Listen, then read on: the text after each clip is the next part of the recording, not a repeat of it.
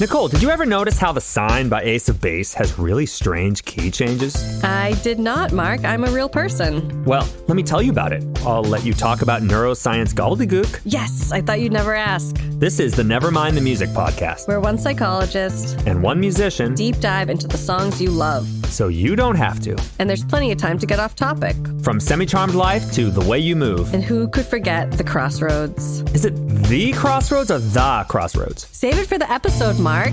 Listen to Nevermind the Music, wherever you get your podcasts.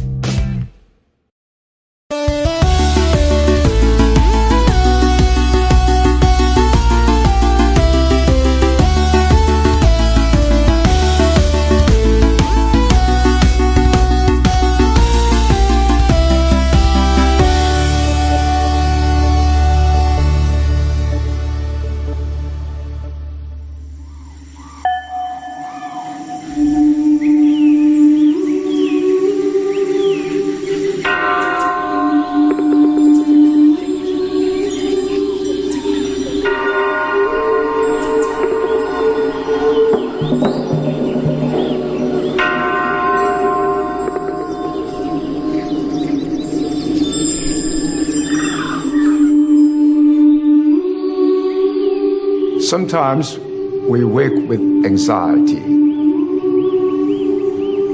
and edgy energy. What will happen today? What is in store for me? So many questions. We want resolution. Solid earth under our feet. So we take life into our own hands.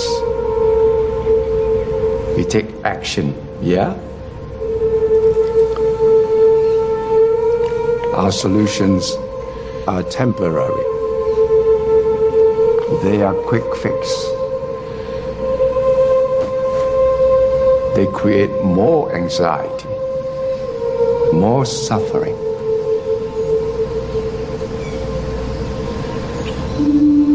There is no resolution to life's questions.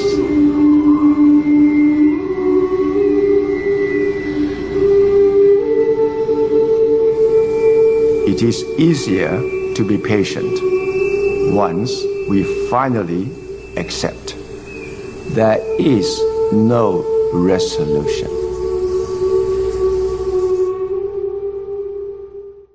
Was that Mike White's way of telling us that there is no resolution to the White Lotus Season 3 storyline? I guess so. Kotun ka to you. I don't even know how to say that. Hello!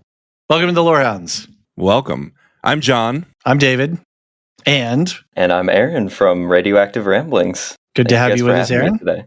Yeah. How you doing? Pretty good. How about you two? Good. You were pretty excited about the finale, so we said, yeah, come on and join us. Have some fun. Yeah, this is a show that I couldn't get either of my co-hosts to really get into. I got Chase to start watching the first 3 episodes, but I needed someone to talk to about this season 3 finale because it was crazy. It was crazy. Well, that's what the Lorehounds community is all about, is we get to share each other on our podcast. So I rarely go and like post long things in the Discord, and I posted like a several paragraph thing about the finale because I was just so like, wow, blown away by it. And it's funny. My wife watched the first episode with me, and then she watched the last episode with me, and I was like, do you want to watch the middle ones? She goes, I got the gist. Like, okay. Well, you missed the journey, but yeah. She really liked the finale too. She thought it was a good one. Cool. Well, we are here to talk about season 3 of The White Lotus. We're going to focus the first part of our conversation around mostly episode 8, because I mean, all the threads sort of tie up and all the storylines there. We've got some hot takes, and then we'll get into the individual family storylines. And then, Aaron, you had a whole bunch of thoughts about how Mike White is approaching this body of work now, and you've noticed some interstitial connectivity between the different seasons. I think we've got some things that we can talk about in terms of religion and Western and Eastern philosophies. Absolutely. For the religious part of it, I think that I perhaps did more research on this finale than I ever have for a podcast before. I went down a complete rabbit hole for that, so I'm looking forward to chatting about that. Let the well, I don't want to say let the hate flow through you, but like feel the force or whatever. This is That's the Schwartz to you. We're talking about this is Spaceballs this Schwartz. week. I was actually going to try to watch the episode again before jumping on with you guys, but then I started looking up stuff and I recorded the monk's audio and I had to read up about meditation styles and like I didn't watch the episode again because I got stuck doing more research. So anyway, if you do want to get in touch with us for whatever reason, White Lotus at thelorehounds.com for this show or just lorehounds at thelorehounds.com. Of course, we have our community Discord where you can find all of us and a whole bunch of people talking about the show. We also have this community. We have a blog page on our website, and it's an open submission to anyone in the community. And Katie, one of our newest Lorehound subscribers, wrote in this really great article just recently, Blow by Blow, Visual Storytelling Through Thai Fighting in White Lotus. And she did a whole bunch of show analysis by analyzing the Muay Thai fighting that we saw a couple of episodes ago, because apparently they had experience with that style of fighting and knew a lot about it and was able to deconstruct it and then break it down across the show. So that's really great. And we've got other people writing articles. We've got stuff coming up on Andor. We've got stuff coming up on The Last of Us. We've got a ton of stuff from Severance. So definitely go check that out at lorehounds.com and then just look for the blog, link to the blog page. Reminder that you can support the channel and all the things that we have going on through a monthly subscription. We have Patreon and Supercast. There are links in the show notes of this episode. There's a link tree, and it'll take you to everything. We have a lot going on. John, you literally rolled off a podcast recording with Ian from Captain's Pod, and of course Alicia, and you guys were talking about Doctor Who. Yeah, we were gonna like not do the season, or we were gonna do like every few episodes, probably every few episodes, because we weren't gonna let it go all the way, but. And then Disney gave us screeners and we were like, maybe we'll do full coverage on top of it, which I don't know. I don't know if we're going to do that still. We're going to see how we can fit it in. We went about an hour this time, and I think that's because we were, doing setup and all that. Right. But I think if we do full coverage, it'll be like 30 to 40 minute episodes. That'll be nice. Very cool. Yeah. And it's great that Ian is able to participate as well. A good friend of the podcast. And yeah. So, and a big Whovian as well. Where are you guys with Wheel of Time? You're about to wrap up? Couple more episodes? We've recorded through episode 7 and there's 8 episodes. Alicia has watched the finale. Okay. I have not yet, and we're going to record the finale this weekend. So right after this episode drops is going to be the Wheel of Time episode 7, where the penultimate episode. I'm confusing everyone with my rambling about where we are in our recording. Episode 7 is about to drop. Right.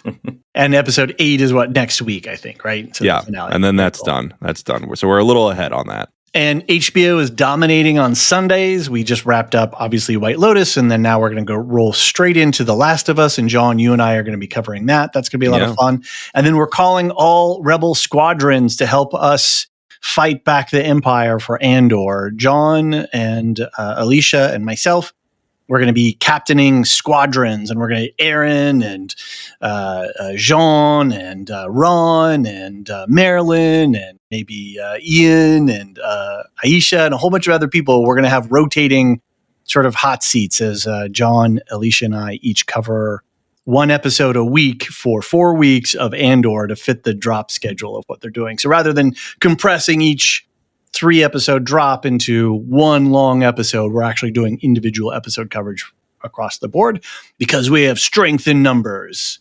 That's right. All right, that's enough front matter. Let's get into... what's Radioactive Ramblings doing? Oh, okay, well, Yeah, right now we've got some coverage going of Studio Ghibli. That's kind of our ongoing coverage that we have. We try to hit once a month with those Studio Ghibli movies. We have Ponyo coming up next. We were supposed to record that today, but we had some scheduling conflicts that we had to move things around. So it'll be recorded on Wednesday, April 9th, and probably released the same day. Okay, So cool. that's very exciting. And then some Fallout lore coming as well. Oh, good. Right on. Yeah. Very cool. All right. Well, let's get into some hot takes and just sort of general on the episode and then general on the season overall. Aaron, you are our guest. Why don't you lead us off? What did you think of this finale and the season?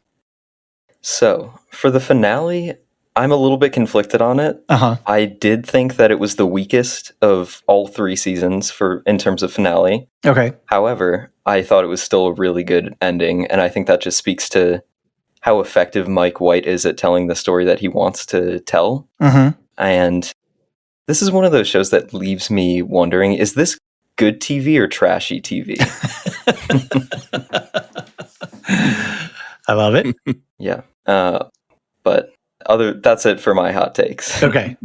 John? I thought phenomenal season finale. I actually think this is a stronger one than season 2. Interesting. Okay. I think are we doing spoiler free right now? Yeah, let's do spoiler free till we Okay. hit the hot takes, and then we'll hit the break, and then when we come back, we can get into it. I just want to say I think the deaths were more earned this season. The drama surrounding the deaths were more earned this season. You know, we obviously had Tanya last season. What I mean by that one was earned, but you know, you had one named character. They teased multiple bodies at the beginning of the season. You had one named character, and then a bunch of people who you kind of didn't really care if they died or not. Right. And I thought that cheapened the finale a little bit. Here, I don't want to say what happened, but it was more impactful. This finale, I thought.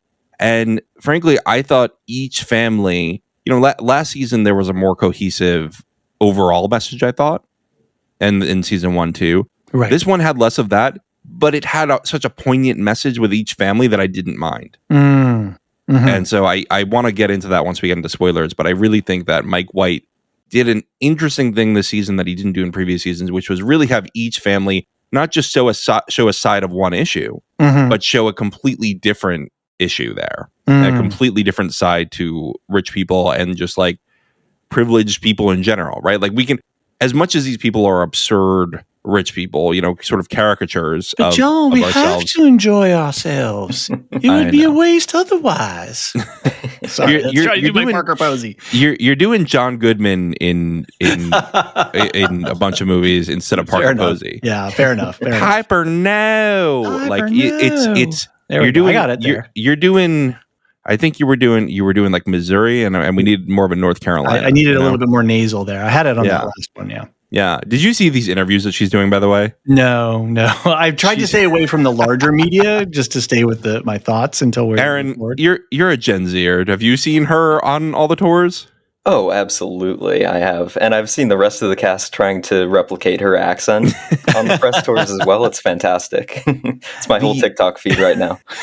She did this interview that went viral where they had her do the voice and she went, Piper, no, tsunami, Taiwan. Like it was so good. It just went so viral to the point where it's like the people are like making songs out of it. It's insane. Oh, wow. So it's really an event.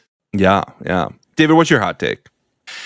Before I give my hot take, I was curious because I think Aaron sort of threw down an interesting question: trash or prestige? John, is this some sort of Why not both? exactly? That's where I'm kind of yeah. I mean, this is absolutely prestige. This is prestige about trash people. I like right? that. Yeah, 100%. Yeah, and I think given Mike White's personal background and his predilections and his storytelling, I mean, obviously the cinematography is just sumptuous and it's so beautiful and just sets everything up. And then, you just have these people that you're like, oh dear Lord, like what is going on? They are so divorced from anything that I kind of relate to on a daily basis.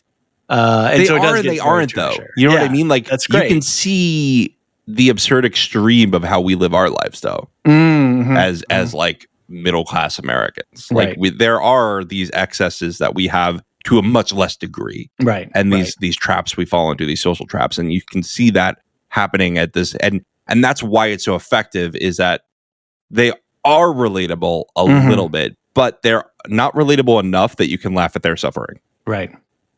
I mean, I think the thing that we probably all share in common is that we're not going to put tiny little screws into tiny little devices, for hours on end. But I was also a little confused by the season, and I was trying to give Mike White just room, like just do Mike White. And I think he might have, this is the third one, right? So it's not novel now. It's not a new thing that he's experimenting. It's not this one hit wonder that season 1 was. And he's really into the form and the formatting.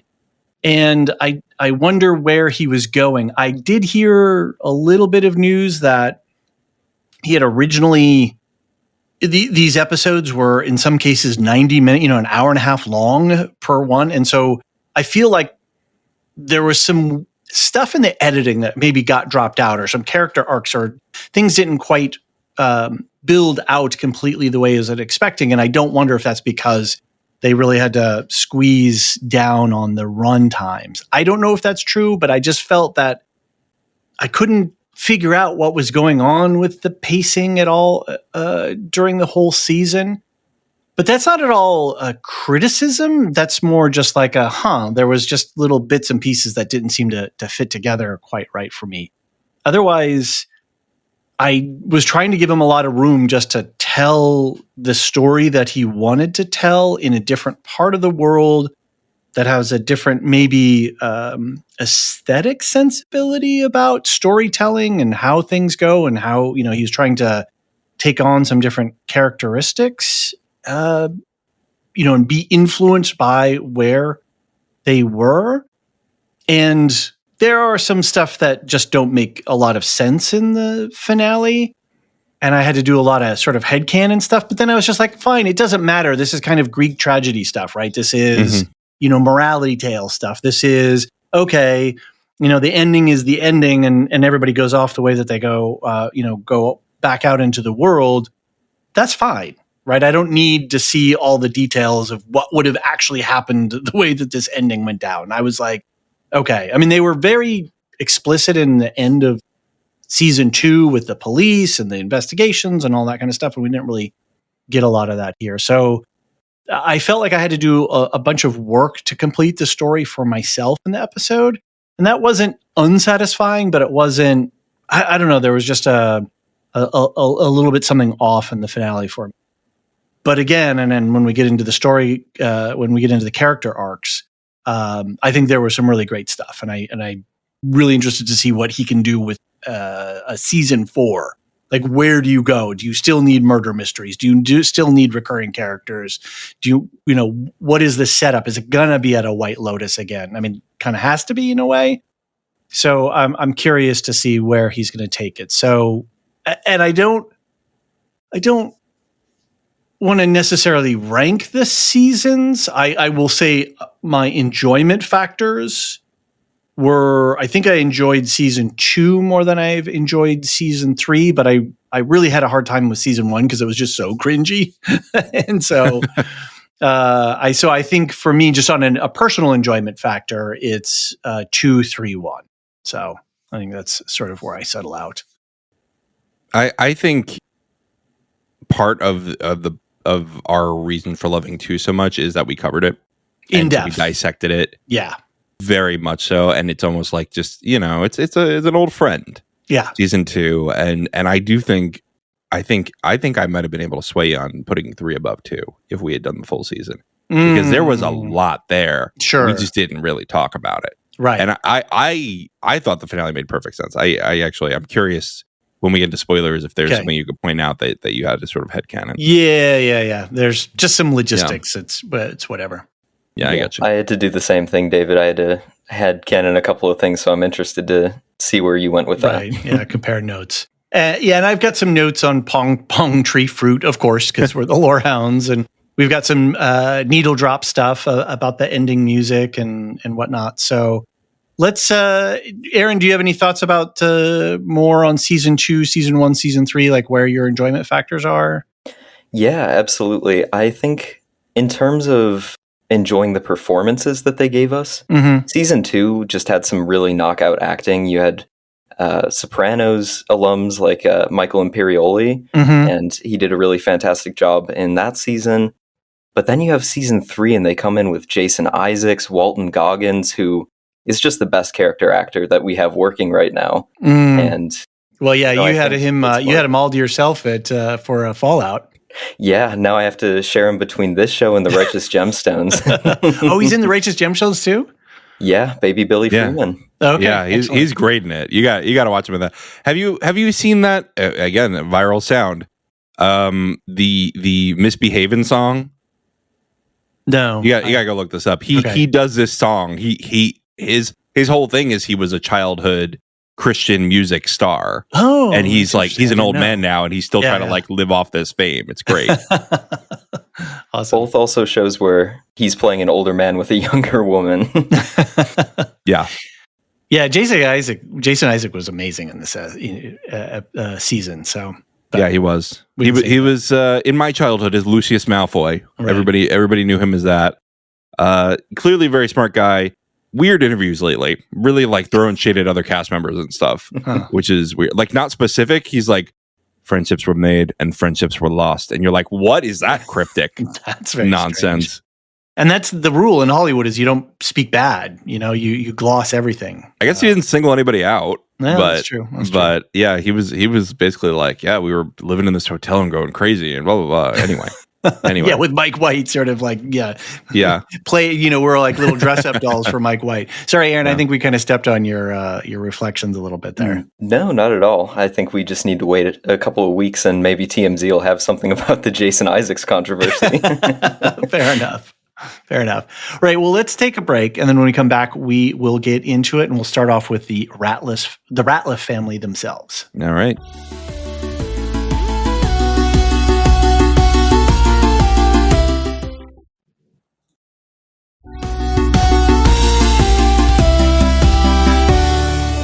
And we are back.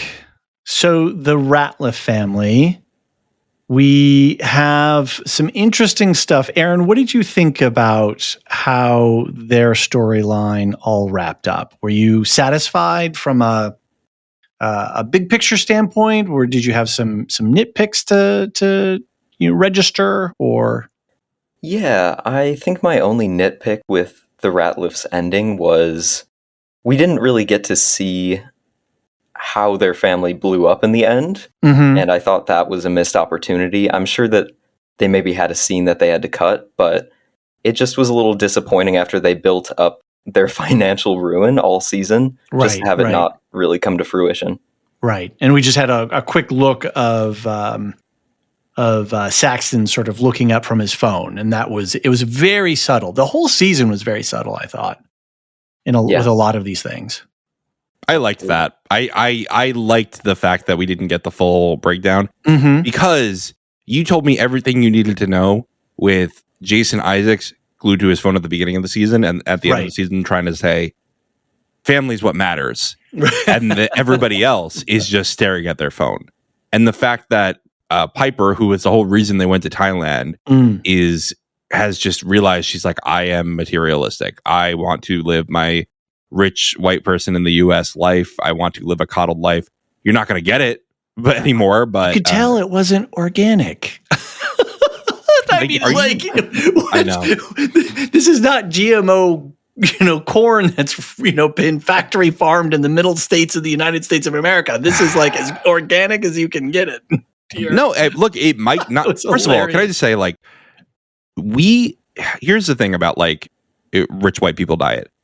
If we farmed organically everywhere, we could not support the global population. Yeah, that's true. Like this whole organic thing is an insanely privileged thing that like when you're like, well, the people in this wild area eat natural things. It's like, no, there's probably some fertilizer in what they're eating too. Like it's just this idea that like we are always in a state of organic is the natural way is like it's a white person thing. I'm sorry, it just is. It's a rich white person thing, and I'm tired of I'm tired of pretending it's not. I don't know if this is an intergenerational term, but Gen Z has a word for people like that. It's called an almond mom. I don't know if you're familiar with that. That was a thing. That was a thing when I was a kid too. Yeah. We would refer to it as with Jimmy Carter, and the oil crisis. Turn the thermostat down to 68, put a sweater on, and eat your brown rice.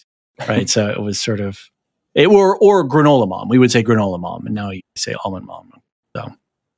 So, John, did you find that Piper's turn was? Did you predict it? Were you expecting it to go that way? I saw it happening when she was at the place. I was like, you don't like this. You are icked out by this a little bit. Again, like there is no perfect religion, right? And look, I am someone who has spent plenty of time exploring different religions and things like that. I'm not one to like judge people for exploring religions. I just think that you need to go into it with a realistic standpoint that like everyone is a human, and no religion is going to be perfect for everybody. Like there are genocidal Buddhists in Myanmar, right? Like there is no religion, even ones that espouse peace, is going to have 100% perfect people. And no religion is going to work for everybody all the same. And so she's going in here with this idealized, I'm 20 years old and I think I know everything. Look, and sorry, Aaron. And but I've been there, you know what I mean? Like I've been there. Listen to John, old man John. I'm being old man John. I get to be old man today. Yeah. I don't usually get Gen to be X old man. is just on going to this kick podcast. back over here, put our feet up on the desk, and watch you guys. Gen Z has given my generation so much shit for no reason that Aaron's earned this one.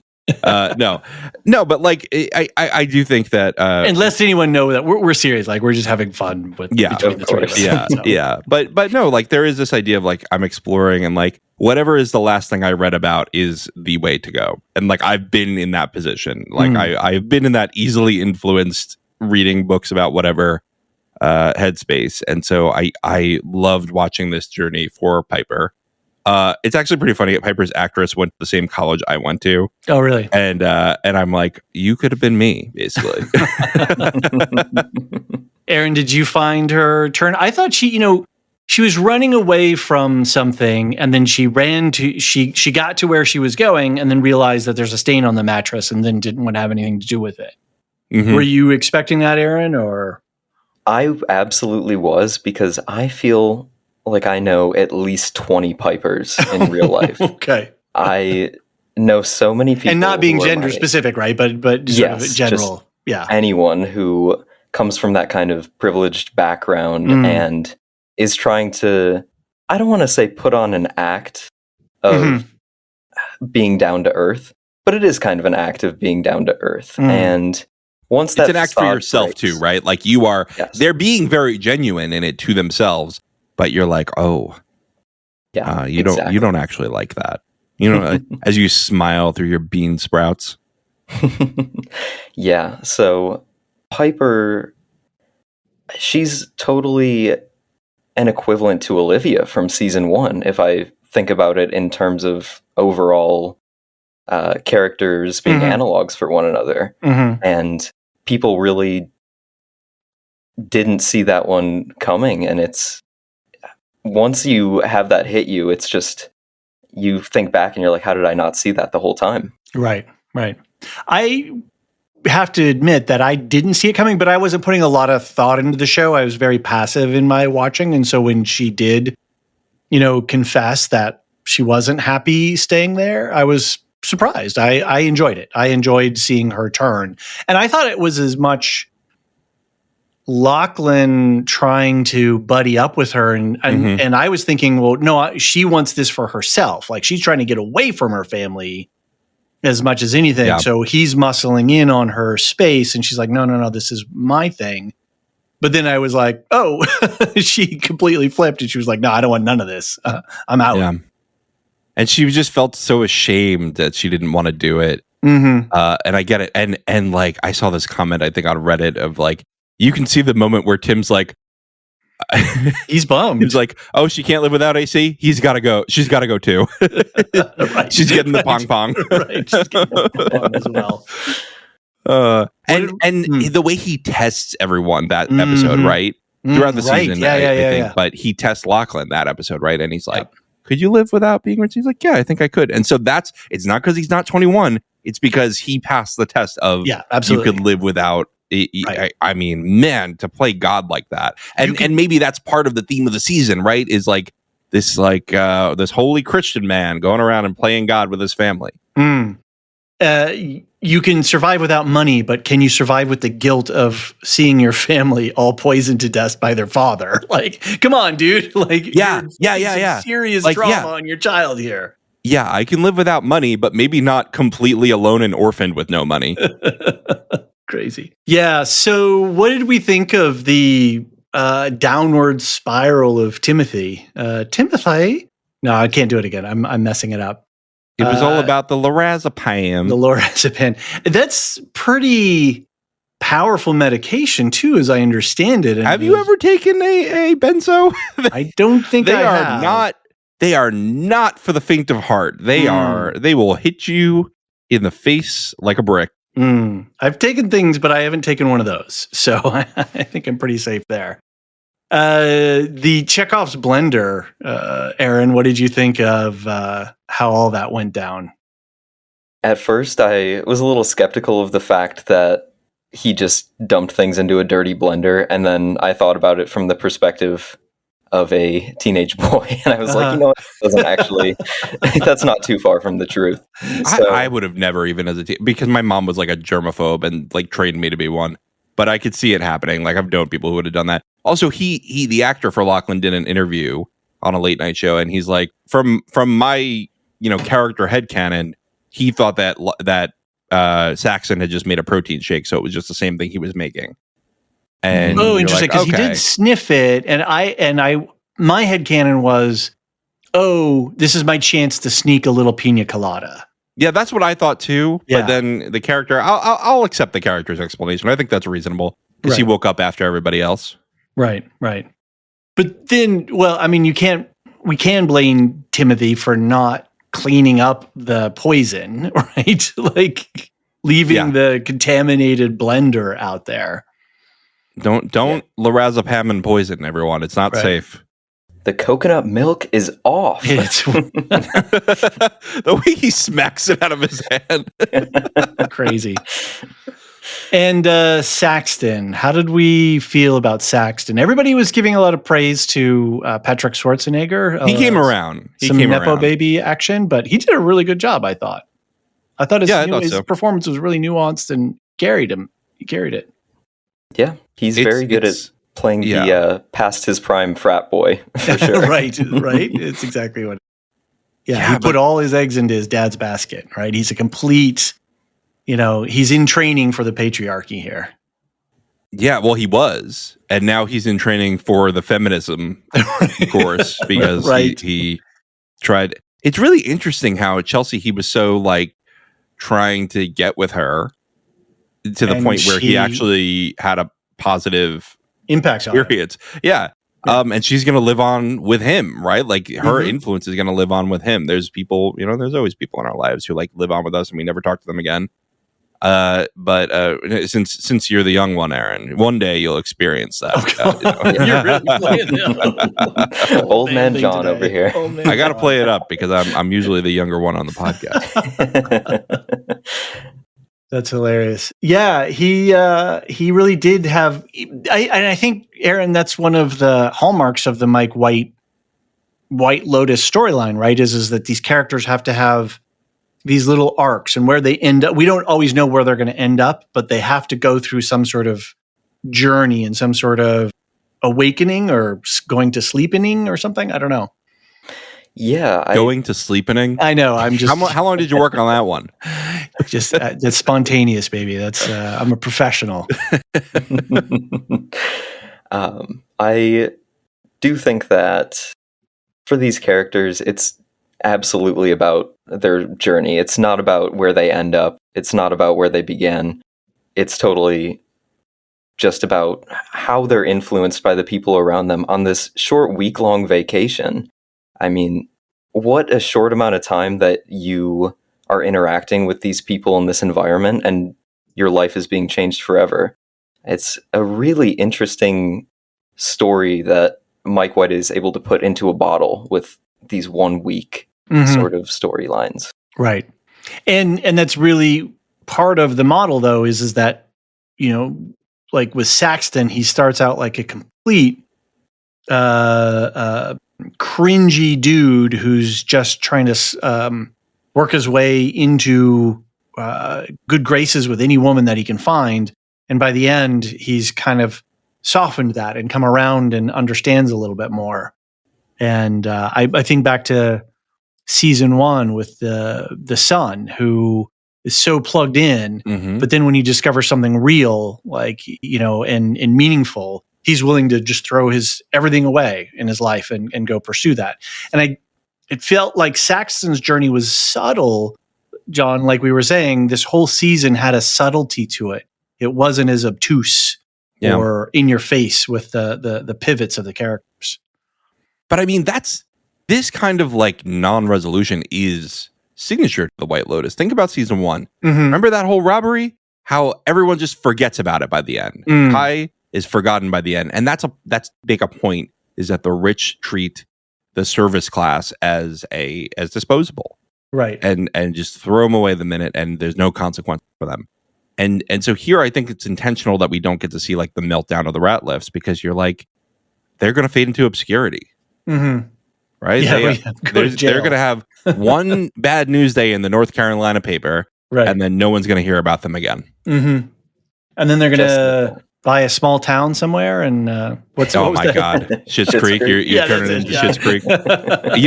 People are making Arrested Development jokes. They put the theme song over them on the boat. Nice. Perfect.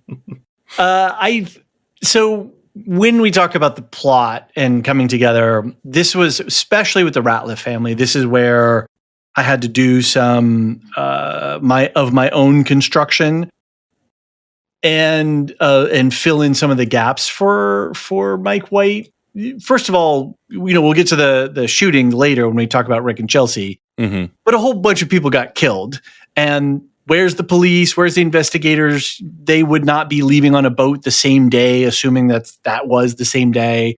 Oh, I read it as they were already like basically on the boat leaving. Oh, I mean, but that's ridiculous. Happened. The fact that, you've just witnessed, 3 people being, gunned down. There's no way no boat is leaving nowhere. No, right? What I mean is the Ratliffs were on the boat before the shooting ever started. Oh, no, but everybody was on the boat, weren't they? Oh, yeah, you're right. Everybody was on the boat. Belinda. Yeah. Well, then I'm just silly. I think you're right. I mean, look, we could have been, 6 hours past before they got on the boat. And I would have been fine with that. It would be days before the Thai authorities would let them leave, right? And the embassy would be involved. And I mean, this is a pretty major shooting. Like a major businessman in Thailand was just gunned down. And they're all, part and parcel of it. Well, maybe there's some bribes going around to let people leave too. If Timothy's got any money left. Yeah. But then, okay, so a little pong tree deep dive. Cerbera ododilum. I'm not sure if I'm pronouncing the scientific name right. The suicide tree. It's native to Southeast Asia and the Pacific Islands and parts of Australia. And the active toxin cereberin is a cardiac glycoside that's found in this tree. So the whole thing of him cutting it open and blending it, that's all accurate. So the toxin blocks the heart's sodium potassium pump thing, that basically the basic fundamental function of how your heart functions. It's a giant stopper on that. And it will cause like fatal arrhythmias. So the fatal dose is like half a seed can kill you. Wow. And the survival rates drop increasingly as the dosage increases. It's about 20 to 60 minutes, and death will occur in 3 to 6 hours. All the stuff, nausea, vomiting, pain, bradycardia, which is, your heart rate slowing, and all kinds of just bad physiological effects. There is no treatment. Like once it's in you, it's in you. Are you sure about that? I was reading something else that said that you could treat it early on with like charcoal and things like that, like these filters. That's absorbing. That would be absorbing it in your stomach lining before it enters into your system. Okay. That's what Okay, charcoal fair enough. does. Yeah, that would absorb nutrients. That's what they do is they pump charcoal down to like try to leach it all out before it gets into and hold on to it and actually get it out of your body before it goes into your digestive system. Okay. So, and that's 20 to 60 minutes, right? Depending on the dosage and death, 3 to 6 hours. So once it's in you, once the poison's in your bloodstream, there's no counteracting antidote to it, as far as Wikipedia tells me. So, so it was used for suicide, also homicide. You could use it as a murder weapon, and It's then very common as a poisoning tool, right? Like Right. in food poisonings. Yeah. yeah. And then it was used a lot in trials by ordeal, where you're like, oh, you're a witch, eat some of this poison, and if you live, you're not a witch, or that kind of stuff. Where They should have fed it to a duck. exactly. So they still use it. They use it in biopesticides, insect repellents, rat poison, and research into just other biomedical applications because it's a very potent thing. So the fact that multiple characters actually drink, like we see them drinking as like actually ingesting it, they don't vomit or anything like that. About 50% of real world ingestions lead to death, right? So the fact that, fine metabolism, body weight, how many, what are their comorbidities and that kind of stuff. But in a way, I suppose, you could say, well, this is Mike White saying this is trial by ordeal. Everybody passed except for Lachlan. Well, Lachlan had a full glass and the others had like a sip. Right. But that's the thing is a sip is still enough to make you very, very sick. Even if it doesn't kill you. Yeah. You're going I guess it depends how many seeds he put in and how. He put in like 4 or 5. He blended up that when you looked at the blender, there was a ton. Anyway, the point is, does pina colada neutralize it? No, it doesn't. The point, I mean, that's neither here nor there in the reality of it, right? It's the same thing with the police. Like, where's the police after this, like, triple, homicide? But the fact that Lachlan specifically, everybody sort of has a trial by ordeal. Nobody gets sick, right? Unrealistic, but fine. It's part of the storyline. So it's okay. But then we have Lachlan having his near-death experience. And then he's just okay on the boat, and again, I just had to go, no, it's fine. Just let it go. It doesn't have to be the real pong pong fruit, right? This is a Mike White pong pong. So, Aaron, how did you feel about the whole poisoning aspect and Lachlan's near-death experience? Yeah, I thought the whole situation was a little bit far-fetched for my own tastes. Just the whole family, because the coconut milk was off. Exactly, the coconut milk was off, and we need to clip that, John. We need to put that in our clip library. the coconut milk is off in the thick North Carolina accent. But yeah, the whole family not even waking up the next morning feeling a little bit sick or having in the middle of the night throwing up. I'm with you. It was a little much for me. And then Lachlan coming back from the brink of death. It just didn't. And being fine. Resonate. Just being fine. Yeah, that did stretch my credulity a little bit. Yeah. But I kind of just then put it into that whole thing of like, okay, morality play, Greek tragedy stuff, whatever. It doesn't really matter at the end of the day that we didn't see this is what I had to do to make the show work for myself. It doesn't matter that the murder police aren't interrogating everybody in the place for hours on end and that they leave immediately and Lachlan's fine. That's not what's important in the story. What's important in the story is that the Ratliffs are having this final moment together of everything's about to change, y'all, and family is important. And everybody's like, what is Dad talking about? He's been weird all week, right? Like that was what it was important. None of the other real world logistical details mattered in that regard. And so I was able to just fold that away for myself. Yeah. Another thing that I found myself thinking with that section was, would it have been more impactful of an ending for Timothy if he accidentally killed his son and his only son that he didn't mean to kill, or his only child or family member that he didn't mean to kill. And that's what I thought was going to happen. That Lachlan came back, I was really surprised at. I thought that Mike White was really going to go there because, again, the folly of people thinking that they're, like he has this plan and he knows what he's doing and all this kind of stuff. And then it goes awry, right? This whole backfire thing. I thought that was going to be the morality tale. I thought that's what was going to be the impactful life lesson. I could have seen it, and I think it would have been maybe more poignant that way, but also I was like, I don't want to watch a kid die. Like, you know what I mean? Like, I was totally with Mike White and being like, this might be too far. Right. And especially because we have 5 other deaths in this episode, right? Like there was no shortage of carnage. Right. And you already had the innocent sacrifice of Chelsea. Right. Yeah. To have Lachlan and Chelsea, that would have been a heavy blow to land. Yeah. For sure. Yeah. And Lachlan gets to have this spiritual moment again for, his character's little epiphany thing is that he realizes a truth about himself and that he didn't want to give the hand job. I was going to see if we could avoid talking. They'll always have the boat. They always will. He's just a pleaser. So he sure is. His justification for that was hard to watch. I just don't. I agreed with Saxon. Like if that happens, like never ever talk about it again. Right. It never happened. Oh my God. Far from the most disturbing sibling relationship we've had on HBO. That's true. That's a good point. It's pretty bad though. It's pretty bad though. Outside of a fantasy context, I think that might be the worst one.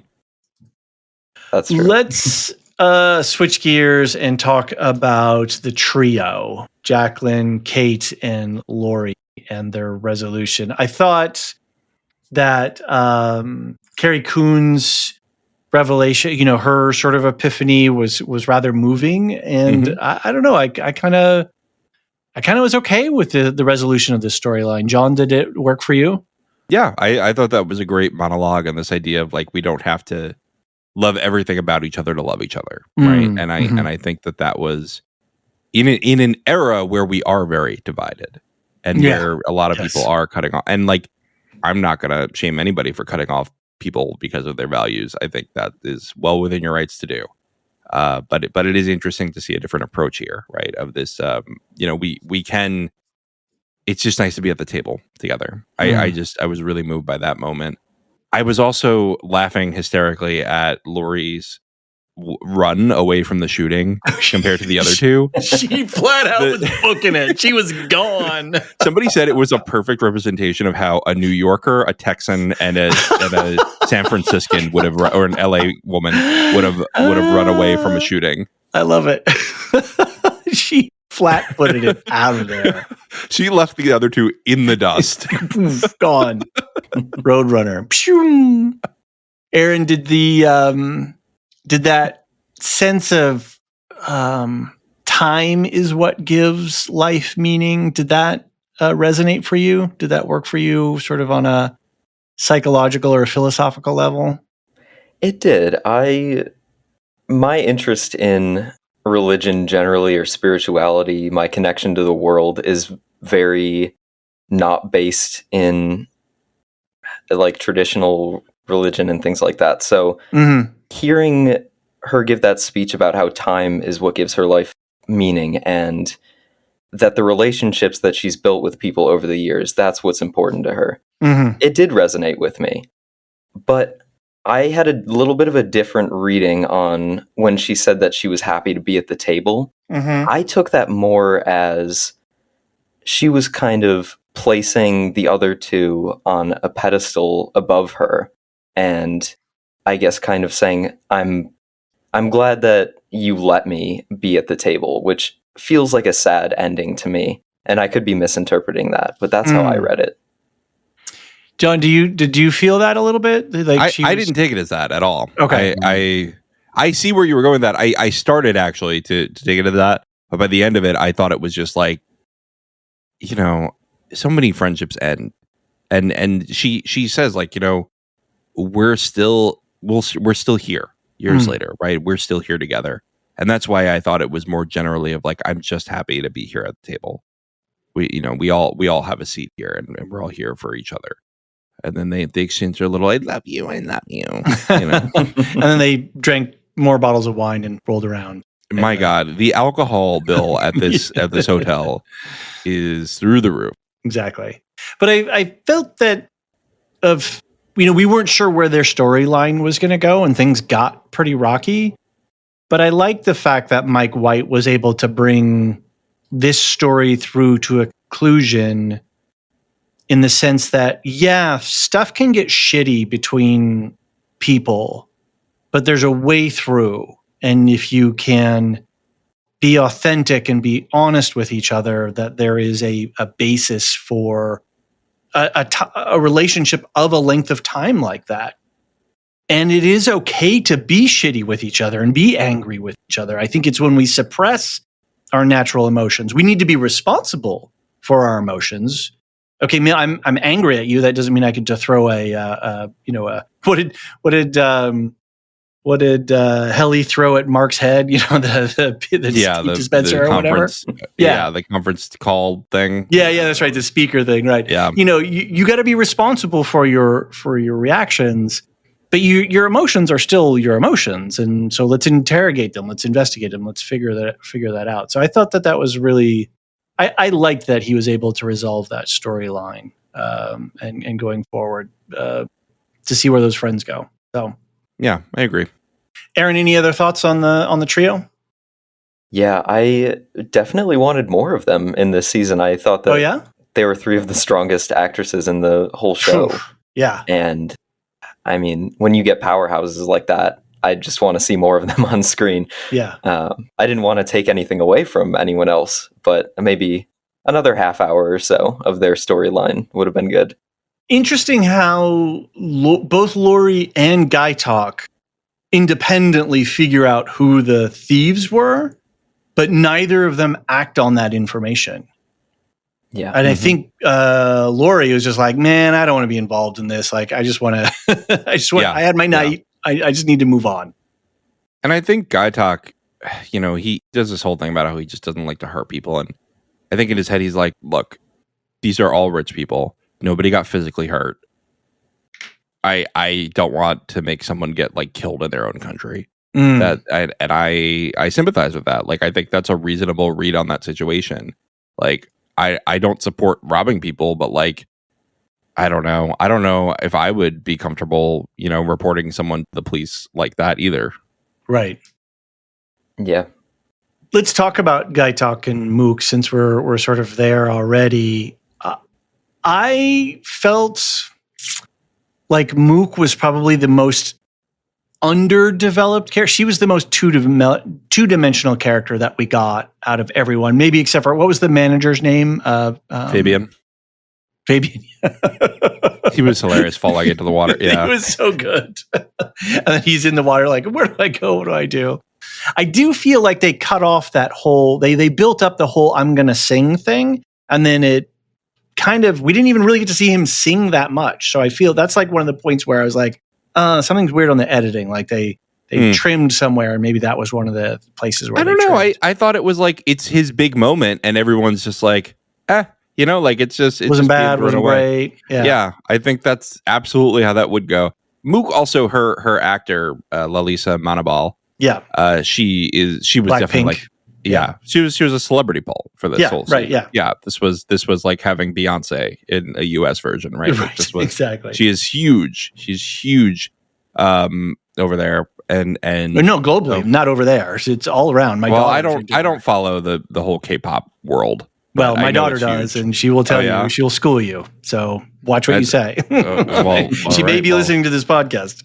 Well, she shouldn't be, because we're talking about a lot of mature subjects. Exactly. Sometimes, in the car, if I'm playing it in the car, she's like, oh, that's your podcast. No, that's funny. Yeah. It's funny. Okay. So yeah, I mean, not a lot of development on there. I think Mook was mostly a plot device to make Guy talk. Guy Talk. Yeah. She was a foil for Guy Talk. Yeah. And Guy Talk is really interesting how he, like, at the end, he's the Maher, right? That's what I called him. That's what I called him in the Discord. And he's got the job, he's got the girl, he's Got the new driving sunglasses. around, he's got the new sunglasses. Like, he got everything he wanted by selling his soul, right? By being someone he said he wasn't. Yeah, and that's interesting, Aaron. The you had pulled some thoughts around Buddhism as well. Did any of your research and investigation sort of lead you into any insights for Gaitak's arc? Because again, we have a definite arc, right? He was going in one direction and now he's going in another direction. Yeah, Gaitak and Mook really brought up some interesting things. I went down the whole rabbit hole of researching Thai Buddhism in particular. Okay. And there's a big conversation that's been going on for about 150 years. Okay. Just a little while. Yeah. And that conversation is that Thailand and Buddhist practitioners in general are moving towards materialism, Western ideals, hypercapitalism, modernization, all of that. And the belief from a lot of people is that it's bringing people away from their spirituality. It's seen as almost a corruption of Buddhism in the modern world. Okay. And Gaitak kind of represents what an ideal Buddhist, a lay Buddhist, I guess, not someone who's devoting their life in the same way that a monk would. Right. He represents... Or somebody who's supremely devout. Yes. Right? He's an average, everyday practitioner. Yeah. And Mook is the sort of Western ideals, materialism, hypercapitalism, go for the promotion, violence isn't all that bad. And I think it's really interesting that She was totally fine with the fact that he gunned down Rick. Yeah, exactly. And it's also interesting that they cast her specifically because of her K-pop background. Mm-hmm. And so, K-pop is definitely something that's been influenced a lot by Western music, and its basis is spin on it. Yeah. Yeah. And so having those two perspectives is very interesting. And then you have the Western ideal of valuing money over everything else. And in the end, that's kind of where Gaitak ends up, is at that point of valuing his career, money, and all of that over his own gets the spiritual girl fulfillment. Right, as part of that package. Yeah. Exactly. That's really interesting. I'm glad you brought that up, because that's a whole dynamic that I would have missed, I think, completely. So there's more to Mook than Mook is a stand-in then. Mm-hmm. Her character doesn't need to be three-dimensional. It needs to be what it is, which is representing this tension that's going on within society in that part of the world of spiritualism versus materialism. Yes. And if anyone is looking at home to research that specific aspect a little bit more, I might butcher this name a little bit, but Fra Paisal Visalo, who's more commonly known as just Visalo, is a Buddhist monk who writes a lot about how modernization is kind of encroaching on Buddhist values. So that's a name to look out for. And then, John, that gets us into that whole world of commercializing wellness and spirituality, and and what the whole White Lotus is selling. The resort itself is selling wellness through money. Like, you can buy your way to wellness. Yeah, I'm gonna segue this right into Rick and Chelsea, because perfect. I think one of the things that struck most with me is he goes to, I forgot the name of the character, but the wellness coordinator, right? Amita. Right. She's the meditation specialist. And so the meditation specialist, Anita. Yeah. And he goes to her and he's like, I am Amita. in a crisis. Amita. Okay, yeah. Thank you. Or is it Amrita? Amrita. I think you're right. I think it's Amrita. Okay. All right. Yeah. We got there. Listen to us. Listen. So he goes to Amrita. He's like, I'm in crisis. And she goes, you'll have to wait for the next appointment. And that just really, really hit me. Is like, I am here for you, but I'm also not here for you. Because somebody else has paid for my time. Right, exactly. And again, like, you're selling wellness. And that Like that is something that people always say is like the wellness. Your time is up, right? Like why therapists are so notorious for your time is up. I think insane. And that's like you say, it's a commercialization of wellness. I mean, Rick, an insane journey, and I loved it. Again, Walton Goggins, absolutely phenomenal actor. He smiles for the first time in death. In the whole series, he doesn't smile the whole time until he's dead. And it's right after he submits, and I'm pulling from my Discord comments because this was my fresh take. He submits to being together with Chelsea forever, which he like groans at and eye rolls at the entire time. And then they are together forever, right? In body bags. Right. And of course, we have the Vader twist. I saw that coming episode. I think we all saw that coming episodes ago. But I think that's what makes it I'm going to raise my hand and say I didn't, but I wasn't trying. I wasn't trying either. Like I was really just passive through this whole season. So, but when it hit, I was like, oh, of course. Oh, duh. But it's such a. I think the reason it makes sense is that the reason it works rather is that it's not about the twist. It's about the fact that either man could have taken the step of talking to each other, opening up a little bit, and that would have saved both their lives. But and this is again, I talk about how the patriarchy hurts men too, and not that like we're victims, but like we should willingly reject the patriarchy because it's hurting all of us, not just the people who are outwardly oppressed, but we oppress ourselves with it by gatekeeping emotion and by severing connection. Through these macho norms of I'm going to go to him and I'm going to tell him what I mean and I'm going to go up to him with a gun and shoot him. I mean, all this loss being created because neither of them can let go of their macho. One can't say I'm actually your dad. The other one can't say tell me what you meant by I didn't miss out or something like that. Right? Neither of them opens the door, and that kills them both. Right. And they that's true. He can't just say, oh, by the way, turns out I'm your dad because your mom and he actually has to denigrate his mother. Right. And even though he says, you didn't miss much, like your dad wasn't an angel or nothing like that. Right. Yeah. He leaves that open. But in that moment, he could have changed the whole dynamic. Yeah. And even though he is sort of this frail old man, I mean, brilliantly played by Scott Glenn. And just a quick segue on Scott Glenn. I love the fact Scott Glenn is a monster of an actor, right? I mean, his career is phenomenal. And that they let him play an old man the way an old man is in the world, right? Your body hurts, you need a cane to walk, you've got all this stuff going on, where your mind is now. And he got to play somebody who he played him that character perfectly because that character was where he was in life.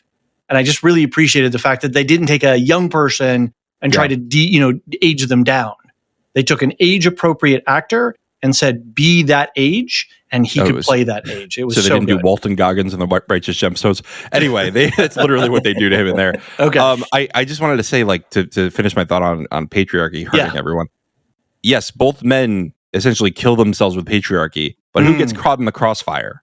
Who is the victim who did nothing wrong? Right. The women, Chelsea, right? And I feel like that is such a perfect metaphor for the way feminism, the way feminism perceives patriarchy in the world, and the fact that men will hurt themselves with it, but also they oppress and hurt the women who didn't do anything to them.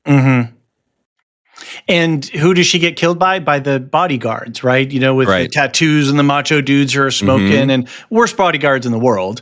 I know. Like nobody stayed with the principal. And nobody stayed with the principal. Everybody went off in their own direction. Like, okay, I'm going to go have a smoke and go check out the perimeter. You stay here with the boss, right? No, anyway, whatever. It's fine. It totally works for the story. But those guys were macho, and Guy Talk was worshiping them the whole show. He was sort of always looking up to them, and they were always denigrating him. So, right, more of that toxicity of that. Aaron, did you have any thoughts on that? I've got one more thought on this, but yes, I have been seeing a lot of through lines between this show and actually, surprisingly, adolescence, with the whole idea that getting someone the help that they need, the support system that they need early enough is something that could help, but like we see, it just doesn't get to people when they need it, and professionals don't have enough time, or just all these various factors get in the way of folks who really need some guidance and support from the world. It just keeps them from getting what they need, and it's very sad. I was really taken with adolescence. I thought it was very interesting. It's going to rank very high on my my list at the end of the year. It is not, and it's interesting because it was a show that I didn't understand what it was until I got to episode 3, and then I realized, oh, this is not a whodunit. This is a treatise on what's going on in the world right now with social media and gender identities and institutional systems. I thought we were setting up for like a prime suspect or a, sort of, whodunit kind of murder mystery, but it's something very different. So highly recommended. Yeah. Same here. Could not recommend it enough, especially if anyone out there has children who are sort of middle school age. I think that they represent the mindset that a lot of young boys have, especially towards women. They represent that very well, and it's a good sort of warning sign for parents, I think. Yeah, and you could see the way that certain quarters on the internet were reacting to it, that you're like, okay, yep, this hit the mark because these people are erupting with vitriol and comment. Yes. So yeah, it's doing what it's supposed to do. Anyway, we're not talking about adolescence on this podcast. I did have one more wrap around on the Chelsea and Rick storyline, and this goes back. Their celebrity couple name. Chick. Right? That's their celebrity couple name is Chick. Oh, I had no idea. See, I'm just joking. Out of it. It's Chelsea and Rick. You're right. Yeah, I get it. So I tried. Yeah, you did. Go on. Anyway, Longpor Terra, the monk, who we hear a couple of times speaking in the story, and we get, of course, the opening line, which we had at the beginning of the podcast. But I forget, was it in episode 1 where we get a voiceover of him? I don't remember the exact episode, but anyway, there's a quote that I pulled from the transcript. This is the second part of this very long paragraph. When you enter this world, you're akin to a solitary droplet of water, rising upwards and becoming detached from the vast collective consciousness. And of course, we see a lot of that water splashing motif throughout the whole show and seeing the water droplets return. As you age, you gradually descend. Upon death, you return to the water, merging back into the ocean, no longer separate. No more suffering, just one collective consciousness. Death resembles a joyful reunion akin to returning home. And something that struck me, John, that you were saying, and I didn't really connect this till you said it, and then the quote comes to mind, is that Rick smiles when he's floating in the water. He's returned home for the first time. Yeah, and it's a joy. And as Longpor Terra says here, death resembles a joyful reunion akin to returning home. I like that. Yeah, I like that. That's a big one. That's a good connection, David. That's what we do here on the Lorecast. On the Lorecast, Lorehounds. Where are we? What are we doing? I don't know, dude. We're doing too many podcasts right now. We're doing too many podcasts. I literally was like wibbly wobbly timey wimey in the middle of this in my head. Well, let's take a quick break, and then when we come back, we'll wrap up with Belinda and Greg, and then we'll talk a little bit more thematics and some production details. All right.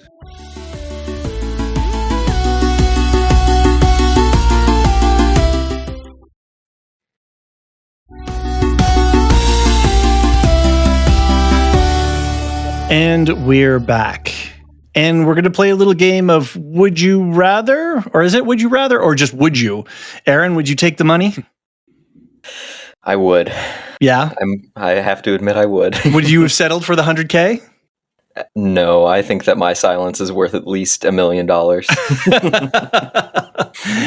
And do you think you would have had the courage to sit with Greg there and work it through?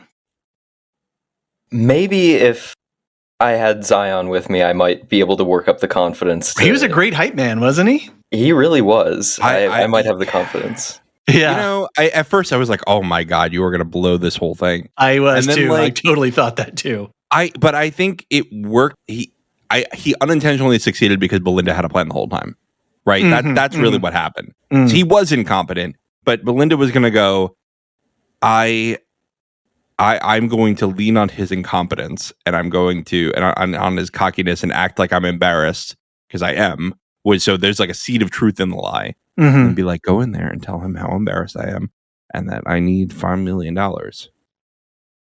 And it worked. And she played it perfectly. And I think that's the thing. Zion is just good enough, but he's unexperienced, right? He's fresh out of schooling. So he understands how the world works, but does he understand how to operate and maneuver himself in the world?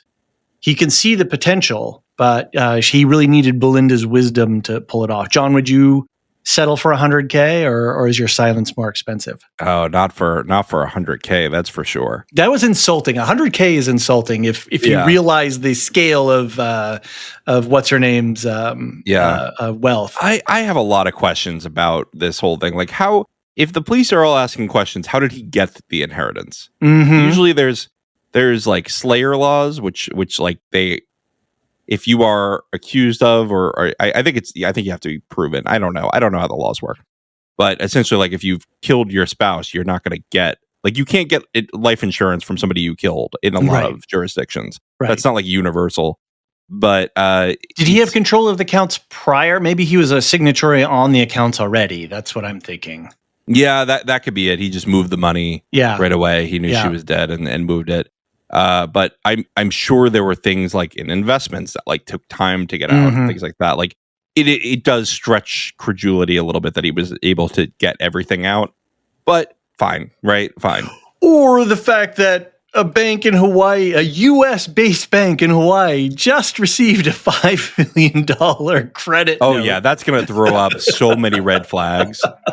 So many red flags. So many. So, it's one thing if it was a, offshore account somewhere, but the fact that it's a U.S.-based account, I don't think so. The IRS alone is just going to be like, hello, Belinda. This is where I go, there's a whole bunch of these kinds of things that I'm just going to ignore and let the story work itself out. And it's not the fact that there is a banking regulation. It's the fact that Belinda and her son Zion pulled off a con of the con, sort of, so to speak. Aaron, what did you think about Porn Chai's being let down by Belinda? It's a little bit of turnabout, huh? I'm not mad at Belinda. I'm just a little disappointed. Okay. I understand why she did what she did. It's a big ask for someone that you've known for a week to give up everything, move to a new place, and start a business with you. And that was essentially Belinda's ask of Tanya, or not even an ask. That was Tanya's offer to Belinda. And she went back on it, and it felt way more personal because she had initially offered that. Right. And then kind of just blew her off. Yes, exactly. Ghosted her. With Belinda in this season, it felt more like a collaborative partnership that she was suggesting with Porn Chai. Well, didn't Porn Chai approach her? I think so. Yeah, I think you're right on that. She expressed her dreams about opening her own spa, and I think Porn Chai was like, well, we can do that here. Right. So, right. Yeah, I mean, I thought it was poetic to watch her redo the Tanya, right? It's like, I gotta go. Because I get it. I think, Aaron, you're absolutely right that it's a lot to ask for. You just met this person. Like, you don't know this guy anything. At the same time, like, you probably would have gone into business with him eventually had you not gotten that money. And I think it really just shows how once you have that money, everything changes. You treat people as disposable, right? I also, when she got $5 million, I kept thinking of, I think that was the number in Succession where they said to Greg, like, you can do anything with $5 million. You'd rather have nothing than $5 million. It's true. And there's that double-edged sword of her getting the money, which is can't, I'm a woman, I'm a mom, I'm a black woman in this world. I'm in this industry that does use people this way, even though I'm committed to, all of these wonderful, values and stuff like that. And then she's just like, damn it, can I just be rich for just 1 minute? Like, can I just take a breather? Yeah, I get it. And I get it. And then, of course, we know that the double-edged sword of that, the other flip side of that is this darker side of what the money does to you in terms of your relationships that you can treat people. But I thought she let Pornchai down okay. They didn't owe each other anything, and it wasn't like she didn't have the money then, right? It was just more like, hey, you want to start a podcast, John? Like, it was sort of, the way we got started. And of course, we had to start a podcast. Yeah, I like that. You came knocking at my door. I like it. And being in business with another person is hard, right? Like John, we went through some trials and tribulations, and we had to figure each other out. We physically inside fought of this. Yeah, it was brutal. I still have the scar. I know. Me too. But yeah, I thought she let him down exclusive. Okay. What's that, Aaron? I said that should be a subscriber exclusive into fighting. A cage match. Yes. Do we need to talk about Greg and his predilections, Aaron? Any thoughts on him? And yeah, I'm just wondering if he's going to come back next season, because he's the only character who's been in all 3 seasons, if I'm not mistaken. Right. So. I would be fine if we didn't get anybody returning. Because Greg was in all 3, right? Yeah. He's the only character in all 3. Right. Like Aaron was saying. I don't want him back. I think it's resolved, and I think it makes sense. Like, it is resolved. All these people, it's resolved. All these people, like, Frank, that was his real name, right? I got confused because he used a fake name. Then they messed it up. Frank, the guy who was Rick's friend, like Sam Rockwell. Yeah, he clearly brilliant. We got to talk about him for a second. He clearly screwed up his life and then hit Thailand, and now is just there. I think this is just something people do. Mm-hmm. Yeah. Well, that's what they said. There's a whole industry of what did she call him? LBH. LBH. That's right. Aaron, you have something to look forward to. Yes, exactly. Hey, like if the economy gets really bad, you can always move overseas to some other country where your dollar goes further. Listen, that's the plan. It's always in the back of my mind. But that was a whole interesting storyline too. Like I think you're right.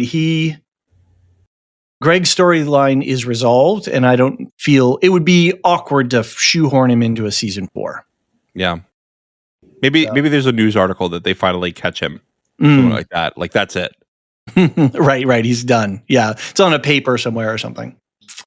Yeah. Any thoughts about Chloe or anybody else that we haven't? Valentine? I mean, I guess Greg had to sell his cuck chair because he had to pay Belinda. But I thought that was a ploy for a bit, but I think it was real. Yeah, I think it's real. By the end, you have Greg's little smirk, and you're like, man, he's got. I'm sure he's got a lot of comfortable armchairs in his house. Well, and we're not going to kink shame anybody here, right? No, if that's consenting adults, go for it. You want to cuck, you cuck. Right. I do have to say, one of the funniest scenes in the whole season. What was the one of the Russian guys that Lori slept with? I forget his name. Yeah, I think it was Alexei. Yeah. Alexei. When Alexei's girlfriend comes in and she's going at him, like yelling at him, and she slaps him in the dick. Yeah. And that was a perfectly placed blow, too. She knew exactly what she was doing. Mm-hmm. Mm-hmm. That killed me. His whole monologue of I take Venmo, I take Cash App, the whole it was fantastic. Yeah, and that was that whole sob story. Like, oh, my mother is sick. Oh, and I'm just like, oh, good. I was so glad Lori was just like, nah, I'm out the window. See you guys. So cool. All right. Well, let's talk about a couple of other things. Needle Drops, the final musical choices. Can I jump in before we go to the final musical choices? You may do that. Have you heard of the drama of the composer of the seasons? No. Okay, so he did the first 3 seasons, and he now has sworn he will never work with Mike White again. Oh, really? Because Mike White cut out the original theme part from the season 3 theme song. It was supposed to build up and then get to the ba-da-da-da. Oh. And I've cut it up here so we could listen to it live. Oh, great. So, okay. So he ended up posting it on Okay. YouTube in full because he was so mad at Mike White. Oh. So I cut it right at the point where it's getting to the original theme. Perfect.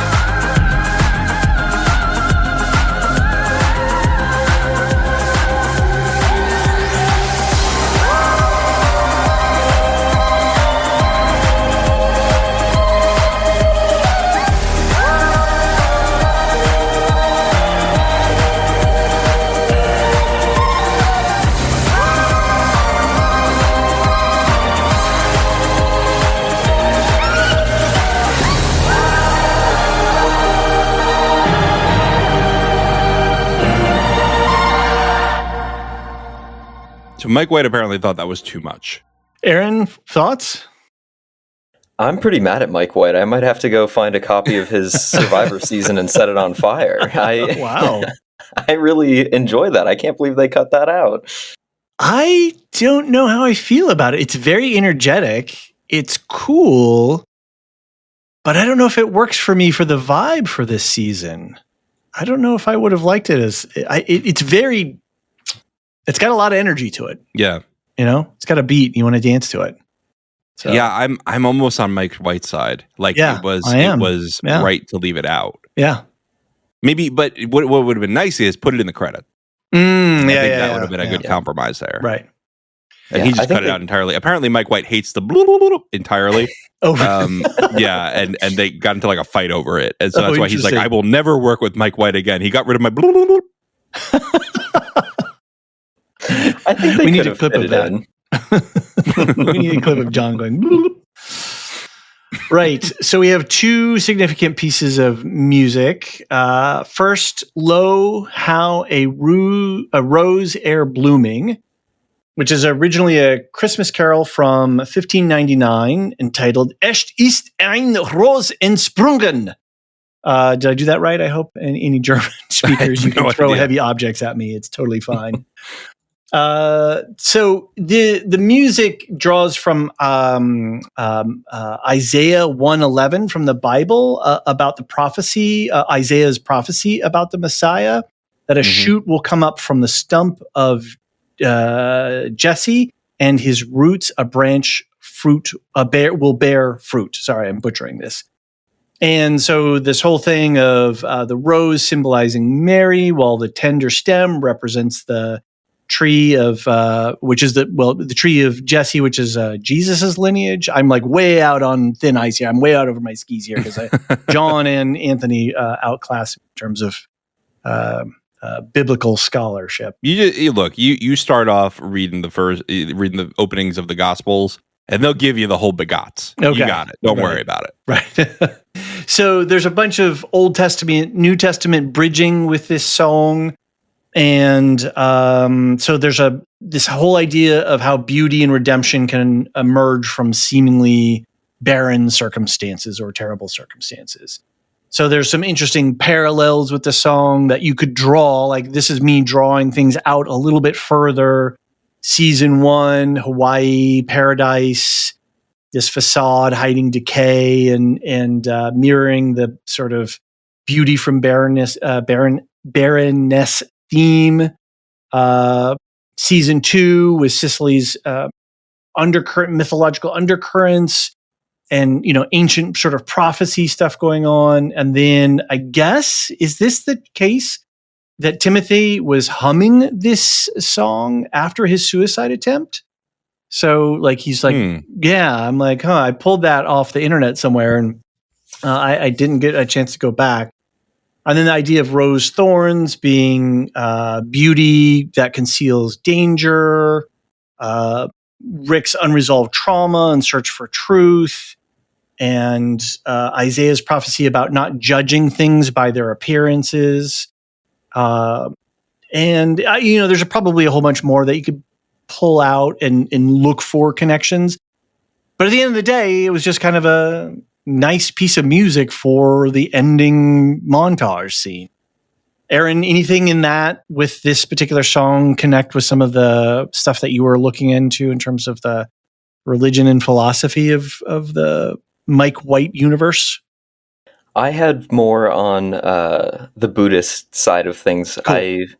I don't know if I've mentioned this on any of the podcasts I've been on, but my minor is religious studies, so I do look at this stuff quite a bit. Oh, cool. But I look more at when it comes to you to and John and Anthony on a podcast. It's funny, actually, listening and Marilyn. Yeah, absolutely. And listening to Anthony's podcast when I was younger was part of the reason why I chose to become a podcaster? Studies. Yeah. Something frivolous like becoming a podcaster? No, you really actually studied because you listened to Anthony's podcast. Yeah, I actually did. I started listening to him, and then I read one of the Game of Thrones books that he put out, and I sort of went from there with getting into all that stuff. So, well, shit. Yeah. I don't think we should actually do this because never meet your heroes. No. Never meet your heroes. We're going to keep you and Anthony separated so that you can preserve the mythology. The Godhead will remain the mythology of Anthony. That's hilarious. Okay, cool. John, any thoughts about the music? I really didn't pay attention to this song at all. I mean, Nothing from Nothing I was singing along with. Right. You want to tell us a little bit about Nothing from Nothing? Well, you helpfully put the notes here because I don't know the stats about it. 1974 song from Billy Preston's The Kids and Me. Billy Preston, I've listened to some of his other solo music. Not as good as this song. This was kind of his hit. Uh-huh. Maybe people will disagree. Feel free to write in.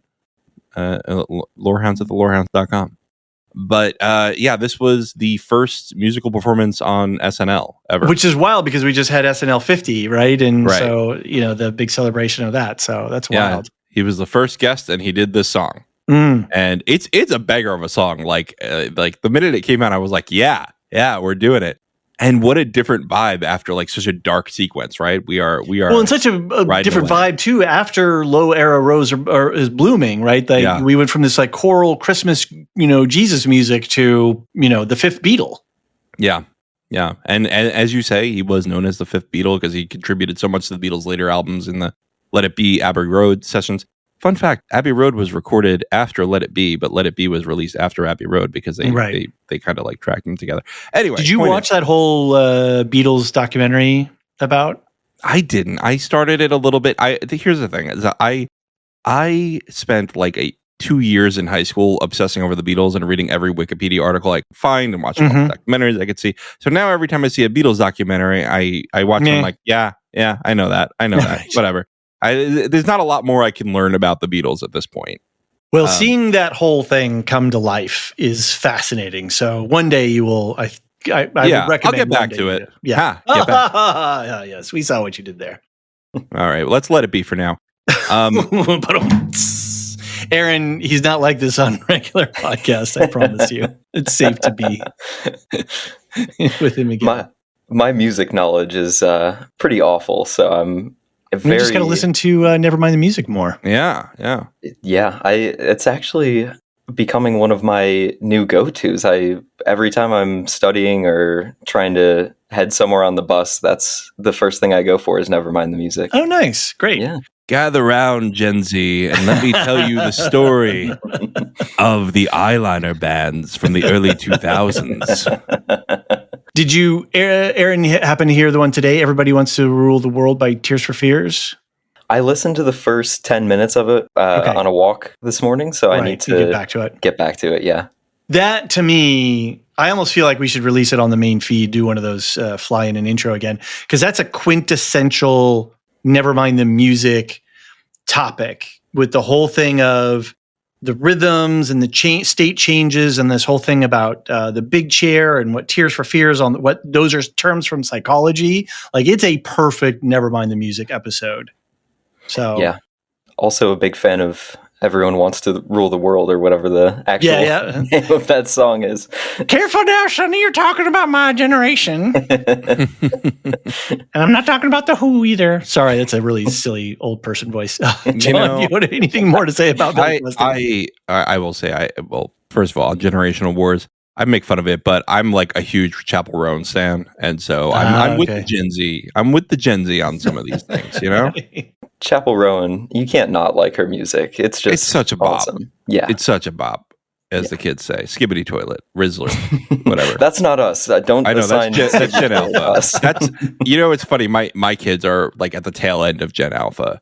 And so the slang will be completely different. Like it's like elder millennials and young millennials. We have completely different like growing up experiences. Anyway, there's no point of this. What am I getting to? When I'm at school and I'm picking up my daughter, I stand in front of the school and I scream out, "I am the Sigma!" And all the kids throw things at me. So, but me and some of the other parents that we know, we all torture our kids with using Skibbity and Sigma. You're quite the Rizzler, David. I am. I'm a podcaster. That's right.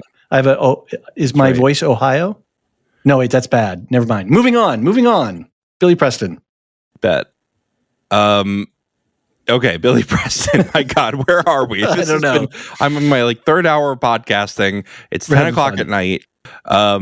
Okay, he co-wrote "You Are So Beautiful," later popularized by Joe Cocker. Collaborated with a bunch of music legends like the Rolling Stones and Ray Charles. And he achieved solo success with Grammy-winning "Out of Space" and other hits like "Will It Go Round in Circles." Oh, that's a good song, actually. Yeah. So he has some other hits. You have written here he pioneered the use of clavinet and synthesizers in popular music. I don't know if that's. I don't know if I would have quoted that because I just pulled that from the internet. I don't think that's right. I think Pink Floyd did that. Okay. Pink Floyd, King Crimson, these prog rock bands were the ones who really did that. Gotcha. I would say. Gotcha. I was just pulling. Does Gen Z still listen to those, Aaron? Those are timeless. I actually love Pink Floyd. It's one of the few artists that I'll listen to an album from start to finish for.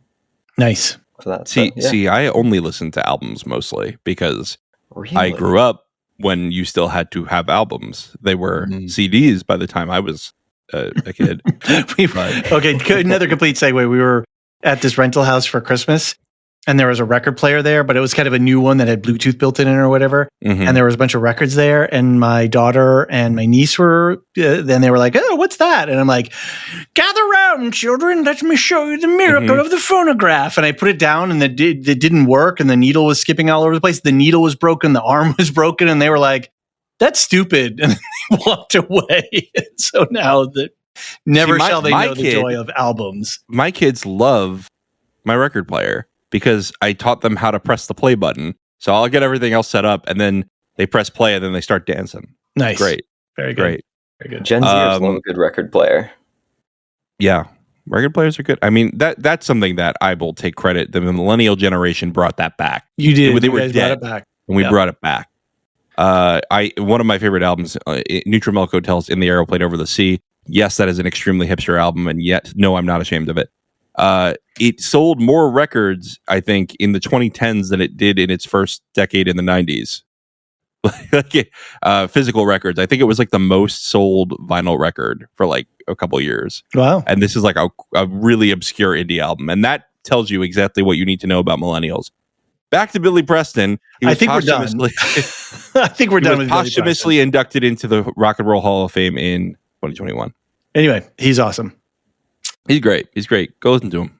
So we should probably bring it back to the topic of White Lotus. Aaron, yes. You had pitched us with some specific ideas that you wanted to talk about in terms of religion and philosophy and stuff. So why don't we cede the floor to you for a little bit here and give us your go round, the merry-go-round of what's inside of Aaron's mind. Yeah, I'll try to keep it a little bit more on the brief side. I know that we're already running up towards 10 o'clock here. Right, we're getting punchy and goofy. So we're running up towards the edge of my sanity. That's really the problem. But it makes for good podcasting, John. It makes for good podcasting. Does it? Yeah, they do. The listeners. I don't know. Right in. So the thing that I wanted to start off with was talking a little bit about Tim Ratliff's misinterpretation of what Luang Portira, I believe that's a somewhat right pronunciation. Yep. The whole idea that you brought up earlier of drops in the water and that death should be this happy reunion. You're essentially you're that drop of water. You're returning to the ocean, right? And the way that Tim is coming at this, he's essentially putting his Western perspective of death onto that nice idea that he's sort of told in the monastery. And in his mind, when he pulls off his murder-suicide, death is finite for him and his family. That's the end. Mm-hmm. But for Buddhists, death is not permanent. It's not the end for you.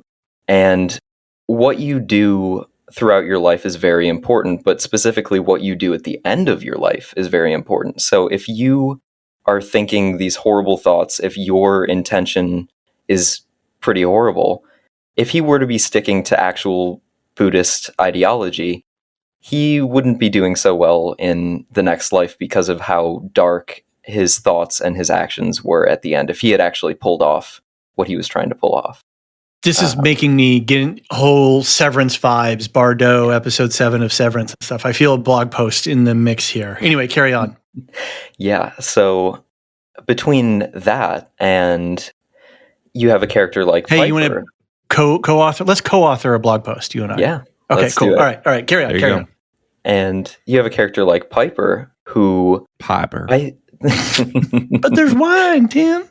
Sorry, I did it wrong again. Give me my lorazepam. I can't do a southern accent.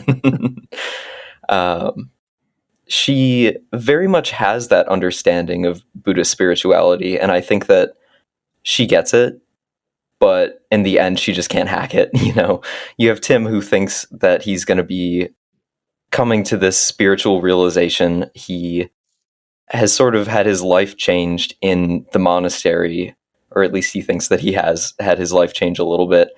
And just the way that these characters interact with one another and with spirituality, imposing that Western idea on to an Eastern spirituality, we see that a lot with groups. I don't want to call out anyone in particular, but we see groups in California that have festivals where it's a lot of white people with dreadlocks who have sort of gone on to co-opt a lot of Eastern spirituality. And it's just something that rings as very false in my head and in a lot of other people's heads. And, you know, it's... You can say Nexium. Really, yeah.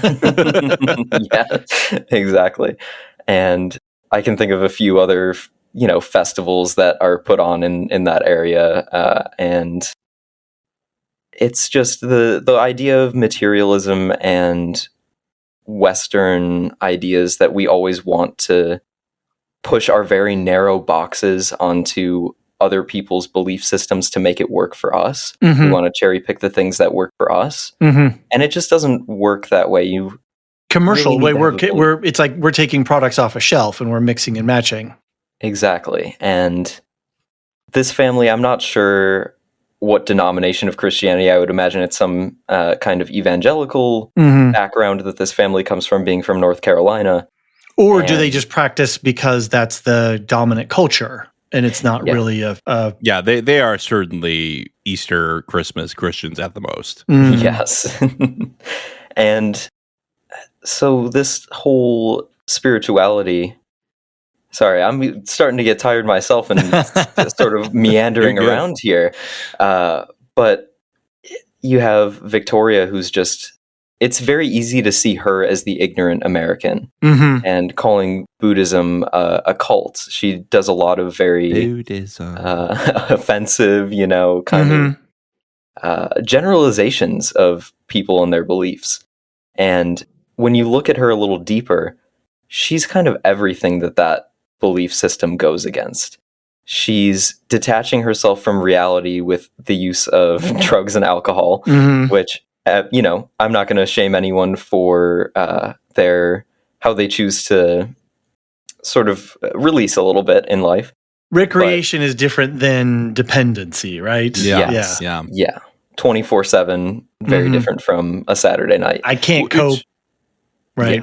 Yeah, I'm going to have to drink myself to sleep. Oh. Yeah. but something else I wanted to say is, apparently lorazepam has a very common side effect of, like, I think it's like seizures if you don't take it, if you have withdrawal from it, if you have a dependency. Oh, wow. And I thought they were going to go there with her. Because she didn't have them, and I don't know why they had such an emphasis on the lorazepam just for that to not really go anywhere. Same with the pong pong fruit. Same with, there's a whole bunch of things where I think he just takes the core idea and then uses it as a device, and it's not part of it is he just wants to ramp up the anxiety, right? Yeah. And like I think that's fine. Yeah. And she also has this tendency of encouraging her children and herself to overindulge in everything. You have that line from her at the end where she's talking about how she lives better than the kings and queens of olden times, how there's no one in the history of the world who's had a better life than her. We have to enjoy it. Exactly. And it's just so out of touch that her takeaway is, I need to enjoy this for myself, not I need to help other people with this wealth that, well, actually she doesn't have any wealth anymore, but she doesn't know that at that point. He's getting arrested at custom. Like he's not getting a foot in the country before they get him. Yeah. And for a second, side note, to only use the voice of Ke-Huy Quan and not even show him, just the voice once, that was a bold move. And Scott Galloway was the lawyer. He's another podcaster, and he's on TikTok a lot and stuff. And Professor Galloway. They did a similar thing in season 2. That Laura Dern was on one phone call. Oh, that's right. I forgot about that. Yeah, and even we've had like Keanu Reeves did a bit in Severance, just voice only. We've been doing this lately with these big name actors. Fun. Yeah, and I think that's a good transition into Sam Rockwell and his sort of relationship with Buddhism. I'll go to the monastery tomorrow. So good. I really felt for him in this season because he's a guy who's struggling with addiction, and he's in a better place in his life than he has been in a really long time. And then he has an old friend come from his past and sort of ruin it all for him. And I think that that's a common story when it comes to addiction, is being around the wrong people, the wrong circumstances. It can make you backslide into habits that you would really rather not slide back into. So seeing him back at the temple in the end and sort of going back to that good place it was a good ending for him, I thought. Right. Certainly a better ending than his friend. Yes. Far better. And a remarkable performance by Sam Rockwell, just playing the most absurd version of himself in that. But that monologue that he had was just perfect. I think that's one of the things that I really liked about the season, is that there were these key moments where Mike White is just here you go. Boom. I'm going to put it right in your face, whether it's Laurie's confession or the monk talking or Rockwell's monologue, that, in this, Mike wasn't shy about unearthing some things and then really digging into them, and none of it felt finger waggy or Johnny exposition. It all felt appropriate for character. It all felt appropriate for plot. Yeah. So that was a lot of fun. You know who they originally wanted to cast for this though was Woody Harrelson. Oh God, no! I'm so glad they cast him, and it didn't work with scheduling. Okay. Yeah. I heard that he had asked for more money, and they gave it to him, and then he dropped out. Oh shit! Yeah, it was something like that. I think he had like a family vacation he had pre-planned, which is kind of funny that he could go on fake vacation because for real vacation. Sam Rockwell, is married to Leslie Bibb, who played Kate. Oh, really? Yeah. Fun. Okay. That's cool. But my research also led me to reading last night, staying up a little later than I should have, this book called Wayward Distractions by Justin Thomas McDaniel. It's a collection of different essays that he wrote. He's a guy from the United States, but he spent most of his academic career in Japan and other places, and he put this book together. You don't have to read it as a book. You can just read the individual chapters. But if you want to know about sort of the Western perspective and outsider Ornament, Emotion, Zombies, and the Study of Buddhism in Thailand it's really awesome. If you want to get a better look into the way that Buddhism and Thai culture intersect, cannot recommend that enough. Cool. No, very interesting. And other than that, I want to cut myself a little bit short here for the religious stuff, but I have one more point, which is about Piper and her mindset of, I want to be responsible for fucking up my own life, not yours. And I think that's a really interesting point of view for her to take, because she doesn't seem to be a particularly family-oriented person, and it's not something that is strong in her belief system. So it was interesting that she just had that reaction to Lachlan wanting to go to the monastery. And maybe she felt that it was locking her in a little bit, that if he went, she had to go somewhere that she didn't want to be. But there's just a lot of odd things happening with the Ratliffs in this season that deserve some more deeper dives, I think. I'm looking forward to writing a blog post on it. Do you have anything wise to say, John? Do I have anything wise to say? Yeah, do you have, fill the silence. I thought I wanted to be with the girls, but it turns out maybe I was one of those Asian girls.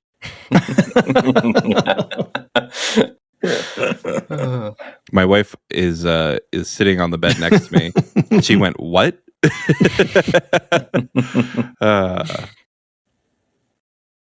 Well, Aaron, thanks for bringing some of those points of view. I really like the whole thought too about Mook and Guy Talk. That was pretty interesting. Yeah.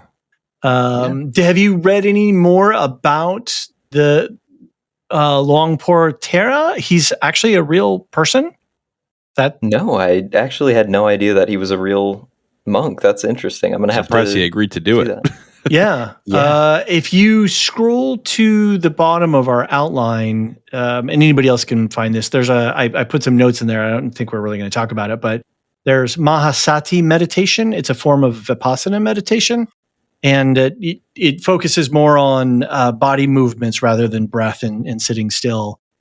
But yeah, there's apparently that is a whole thing. So that's one of the things I like too, is that Mike White he's able to absorb these ideas and concepts of wherever he's filming and really fold these things into the script. And so taking all of these sort of complex issues around spiritualism and materialism and Western attitudes and beliefs towards Eastern spirituality, and then how we fetishize it or idolize it. But yet they're going through their own dynamics and changes. And I think, like you're saying with Piper, it was a really great intersection of that Westerner coming in, trying to fetishize this Eastern thing as solutions and answers for something.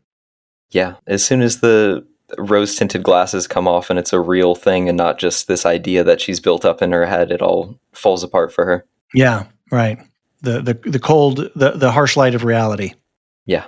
So, well, yeah, interesting. But her reality as a as a debutante, not as a whatever person. Anyway, any other thoughts? I think we can. I'm ready for bed, so Yes. we're gonna wrap this up now. We didn't even talk about Amor Fati, which is a whole other thing, right? Like between Bardot's and Amor Fati's and time. Well, you go ahead and write that blog post. I'm going to tell you what's going on the network. I love it. Aaron, you've already talked about your Ghibli. I know everybody's like, it's Ghibli. And I'm It's like, GIF. no, it's Ghibli. It's GIF. I always go with Studio Ghibli. So we're all on different pages here. That's fine. You're going to do Ponyo That's next. Amore.